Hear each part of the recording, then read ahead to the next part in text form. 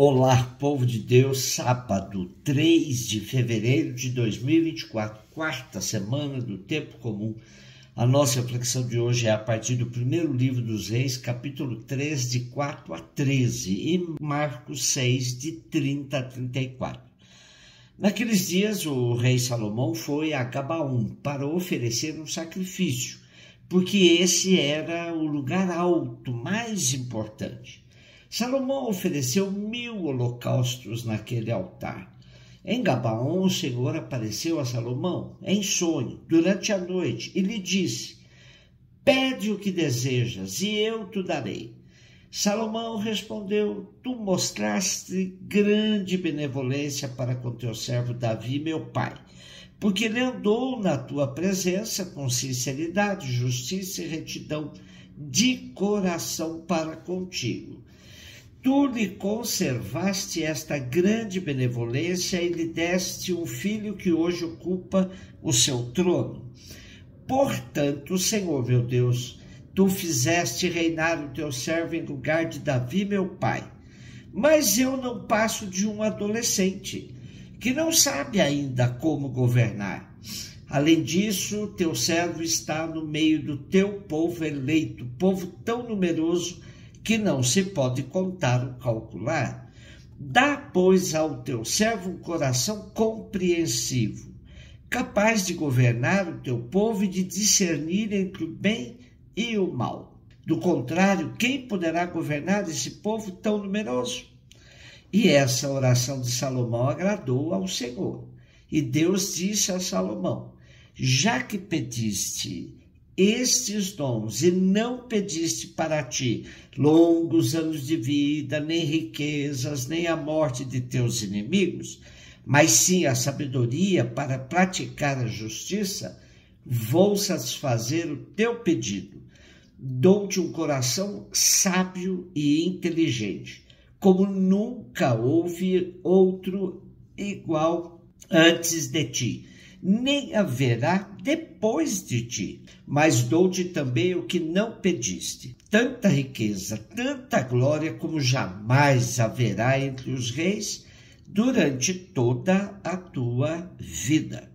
O rei Salomão, igual a seu pai Davi, foi idealizado por seus partidários como o rei sábio, como o grande empreendedor. O povo de Israel o imortalizou desta forma. Por isso, o autor sagrado destaca essas perspectivas de maneira muito generosa. Hoje é o próprio Deus que lhe aparece em sonho e lhe oferta a possibilidade de fazer um pedido. Neste contexto, Salomão apresenta sua fragilidade e limitação devido à sua pouca idade e pede a Deus um coração compreensivo, capaz de governar o povo e de discernir entre o bem e o mal. É sempre bom lembrar que para o povo hebreu o coração era o centro do pensamento também. A sabedoria de Salomão é ressaltada em sua governança e na capacidade de grande promotor de letras, de artes. O povo entende que sua sabedoria foi um dom de Deus dado a Salomão para o bem de Israel. Sabedoria como fruto da oração totalmente despojada de interesses pessoais. Salomão tem sua oração atendida por Deus exatamente porque ele não foi egoísta, pedindo a Deus não riqueza e poder, mas sim a capacidade de discernimento para sempre e mais governar o povo de acordo com os desígnios de Deus. A narrativa do sonho de Salomão tem o estilo das lendas populares. O protagonista aparece como um herói positivo que segue a lei de Deus e oferece sacrifícios ao Senhor, podendo, por essa razão, pedir o que quisesse. Na sua oração, o rei usa a linguagem sapiencial e profética. Pede um coração cheio de entendimento para fazer justiça ao povo e para discernir entre o bem e o mal.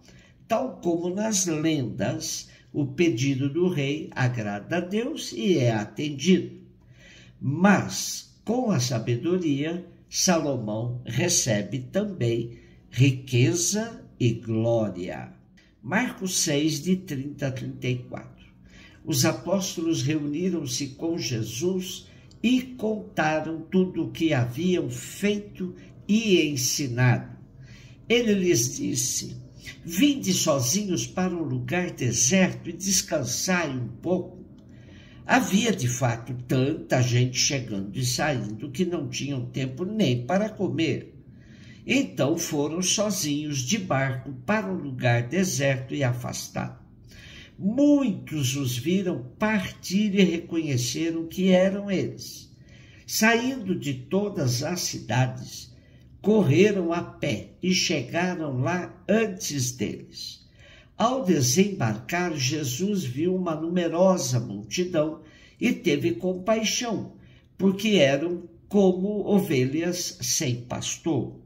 Começou, pois, a ensinar-lhes muitas coisas. Os pequenos relatos de Marcos nos mostram um Jesus profundamente sensível, capaz de perceber os limites dos discípulos, que vinham cansados da missão à qual eles foram enviados pelo próprio Jesus. Porém, capaz também de se sensibilizar com o abandono que vivia a numerosa multidão, que buscava nele algum consolo para suas carências. Multidão abandonada pelos seus pastores. Lembrar que na época era comum, que vinha da tradição de Israel, identificar as autoridades políticas com o pastor. A crítica mais profunda do pastoreio em Israel encontramos em Ezequiel 34, quando o profeta diz que Deus mesmo cuidará do seu povo devido aos desmandos dos pastores. E nessa tradição, Jesus vai se apresentar como o pastor autêntico, definindo que o bom pastor dá a vida por suas ovelhas. Quando ele afirma que as ovelhas estão sem pastor, Jesus parte da sua experiência de viver cercado por pessoas que lhe imploram curas e milagres. Multidões carentes e descartadas vivem buscando o abrigo junto de Jesus. Seus discípulos estavam cansados. A multidão continuava a buscá-los. Com essa moldura, o Jesus apresentado por Marcos é um pastor com o olhar e coração universais. A missão salvífica de Jesus é sempre inclusiva. Sua proposta de salvação é oferecida a todos, todos e todos. Um beijo no seu coração.